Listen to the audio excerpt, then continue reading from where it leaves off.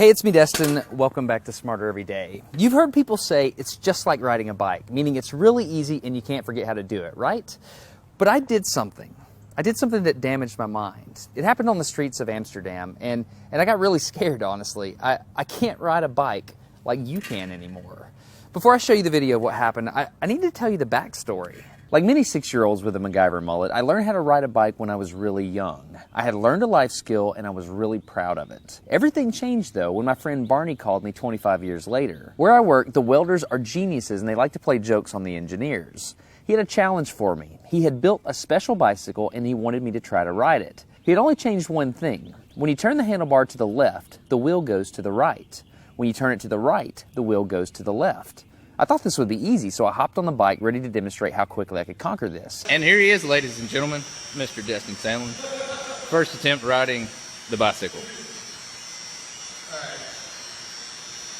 So the faster I go, the better. Yeah. I couldn't do it. You can see that I'm laughing, but I'm actually really frustrated. In this moment, I had a really deep revelation. My thinking was in a rut. This bike revealed a very deep truth to me. I had the knowledge of how to operate the bike, but I did not have the understanding.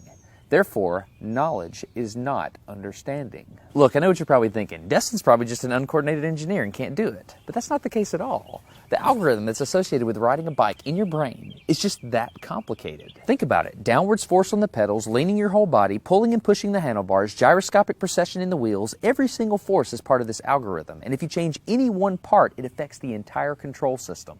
I do not make definitive statements that often, but I'm telling you right now, you cannot ride this bicycle. You might think you can, but you can't. I know this because I'm often asked to speak at universities and conferences and I take the bike with me. It's always the same. People think they're going to try some trick or they're just going to power through it. It doesn't work. Your brain cannot handle this.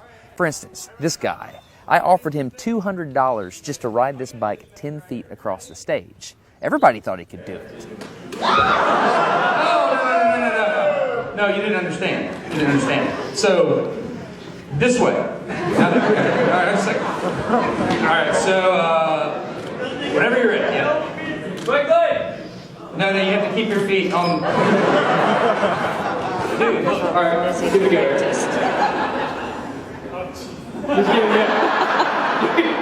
Wait. Like, you gotta start rolling at least. And go. Oh, go! All right, back up. Okay, wait. Keep your feet on the pedal. Go. Go right off.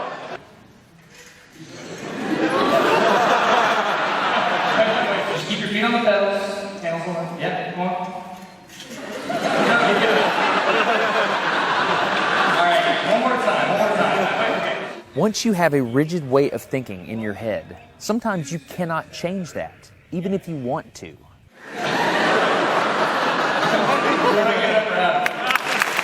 So here's what I did. It was a personal challenge. I stayed out here in this driveway and I practiced about 5 minutes every day. My neighbors made fun of me. I had many wrecks, but after 8 months, this happened. One day I couldn't ride the bike and the next day I could. It was like I could feel some kind of pathway in my brain that was now unlocked. It was really weird though. It's like there's this trail in my brain, but if I wasn't paying close enough attention to it, my brain would easily lose that neural path and jump back onto the old road it was more familiar with.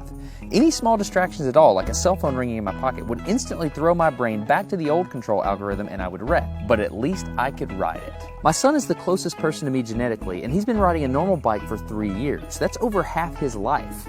I wanted to know how long it would take him to learn how to ride a backwards bike, so I told him if he learned how to ride a backwards bike, he could go with me to Australia and meet a real astronaut. Are you going to give up? No. Go ahead. This is how it starts. Look at this. This is such a big deal. Get up, you got it. Did you see his brain get it? So in how many weeks have we been doing this? 2 weeks? In 2 weeks, he did something that took me 8 months to do, which demonstrates that a child has more neuroplasticity, am I even saying that right, than an adult. It's clear from this experiment that children have a much more plastic brain than adults. That's why the best time to learn a language is when you're a young child. All right, today's bike log. I can ride smooth, I can ride fast, I'm thinking the experiment is over. Okay, now I'm in Amsterdam, a city that has more bicycles than people. The question is, can I ride a normal bike now? I mean, I've spent all this time unlearning how to ride a bike. If I go back and try to ride a normal one, will my brain mess up? So I've tweeted a Smarter Everyday meetup, if you will, and I'm gonna see if somebody brings a bicycle and I'm gonna try to ride a normal bike. It's backwards, it's backwards. This was one of the most frustrating moments of my life. I had ridden a normal bike since I was 6, but in this moment, I couldn't do it anymore. I had set out to prove that I could free my brain from a cognitive bias. But at this point, I'm pretty sure that all I proved is that I could only redesignate that bias. So what you're not seeing is just a group of people here looking at me, looking at the strange American that can't ride a bike because they think I'm dumb. But I'm actually 2 levels deep into this because I've learned and unlearned. All right. After 20 minutes of making a fool out of myself, suddenly my brain clicked back into the old algorithm. I can't explain it, but it happened in a very specific moment.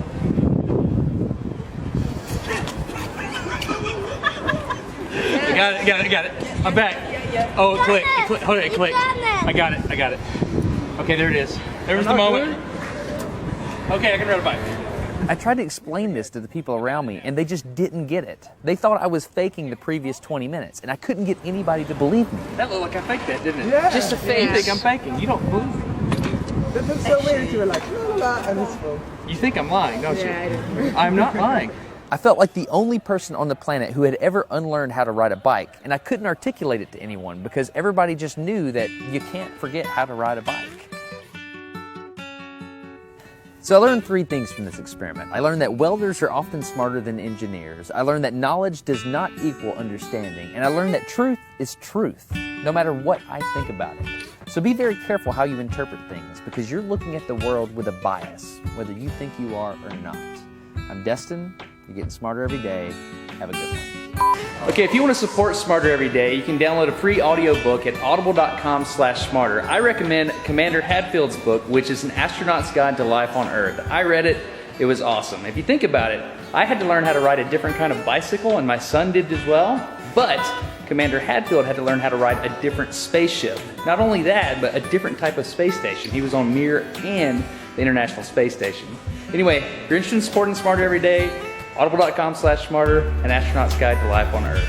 I'm Destin, getting smarter every day. Have a good one.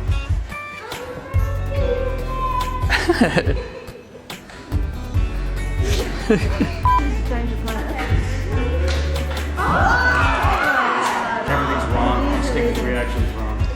Why don't you ride it? You just build it?